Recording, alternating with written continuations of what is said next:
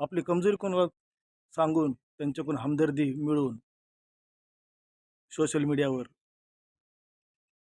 प्रसिद्ध व्हायचं नाही मला. का?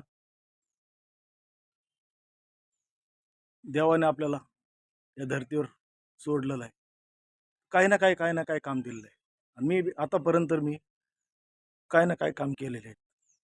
बाथरूम धुतले, रेल्वेमध्ये कंगवे ऐकले, पापडाचा बिझनेस, असा पापडाचा बिझनेस केला 40 वर्ष.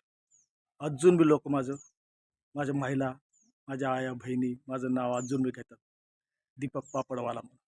हँडिकॅप उर्फ संजय दत्त. हे आपला पॅटर्न होता पहिला. का? आपण मी अपंग आहे एका पायाने, आणि देवाने मला थोडं तरी चालायला दिलंय.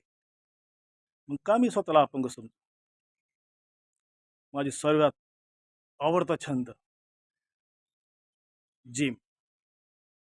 पहिल्यापासून मी जिम करतो आणि स्वतःला फिट ठेवायचं ते करतो. मला जिम सर्वात सर्वात मला जिम आवडते. आता माझं वय सांगतो, 52 माझं वय चालू आहे. पण अजून बी मी जिम करतो.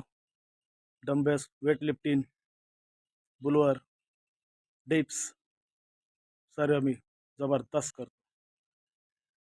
परिस्थिती माझी लय खराब आहे, लय गरीब आहे. का? तुमच्यासारखं मी कमवू शकत नाही, तुमच्यासारखी मी आमदनी आणू शकत नाही, माझ्यासारख्याला कोणी काम बी देत नाही. पण तरी पण मी माझ्या हिमतीने कसं बी काही बी काम करत गेलेलो आहे. शिक्षणाचं म्हणतात, आई वडील गावचे, परिस्थिती फार खराब पाहिल्यापासून पण शिक्षण थोडंच झालं. शिक्षण थोडं झालं तरी मला काही गम नाही. का? तथागत गौतम बुद्ध, डॉक्टर बाबासाहेब आंबेडकर यांनी काय प्रेरणा दिलेली आहे, त्या प्रेरणावर मी आतापर्यंत लहानपणापासून चलत आलो.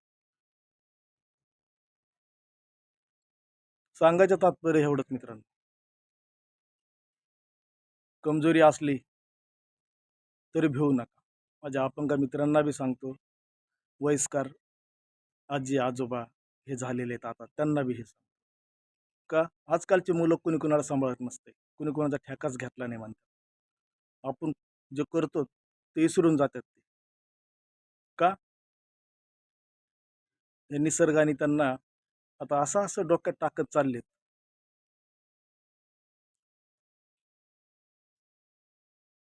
चांगलं त्यांनी